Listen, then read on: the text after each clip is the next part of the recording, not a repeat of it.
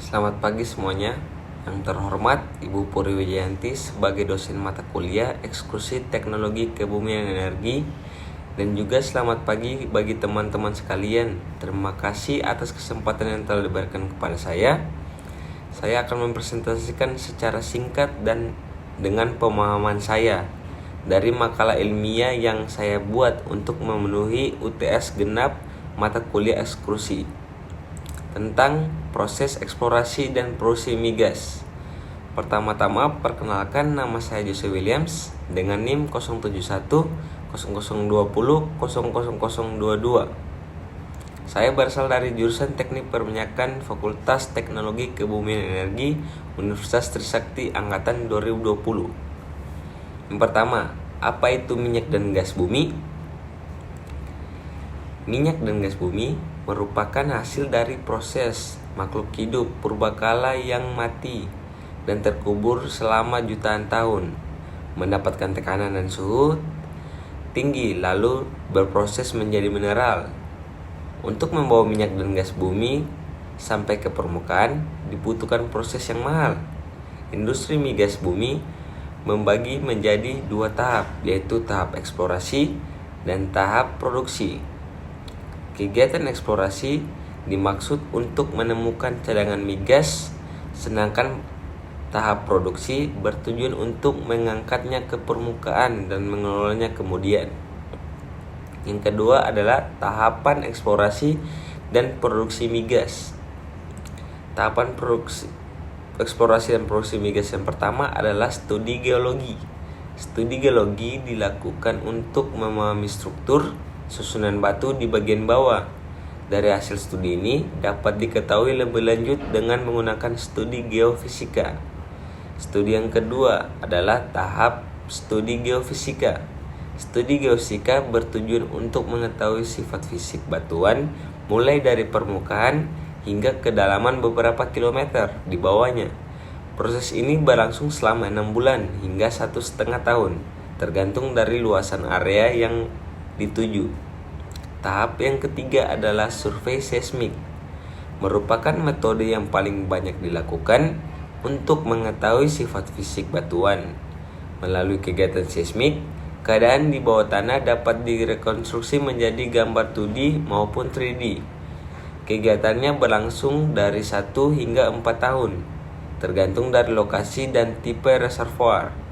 Berdasarkan hasil interpretasi gambar, jika ditemukan lapisan yang berpotensi menyimpan cadangan migas, maka selanjutnya kegiatan pengeboran eksplorasi. Data seismiknya akurat belum tentu menjamin terdapatnya cadangan migas. Data tersebut harus dibuktikan dengan pengeboran.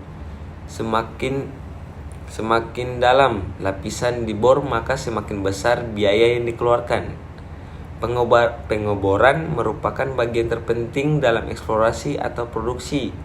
Lama waktu pengeboran satu sumur 1 hingga 4 bulan.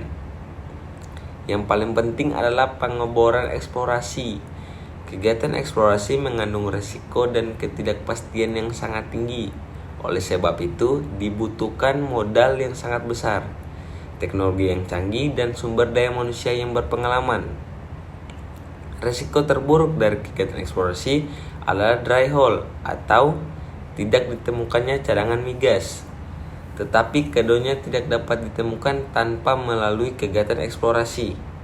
Jika kegiatan eksplorasi berhasil, kegiatan dapat dilakukan dengan tahap pengembangan atau produksi.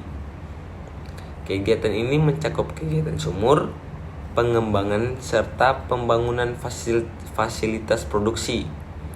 Kegiatan eksplorasi dan produksi migas memakan waktu dan proses yang lama, kurang lebih 10 tahun.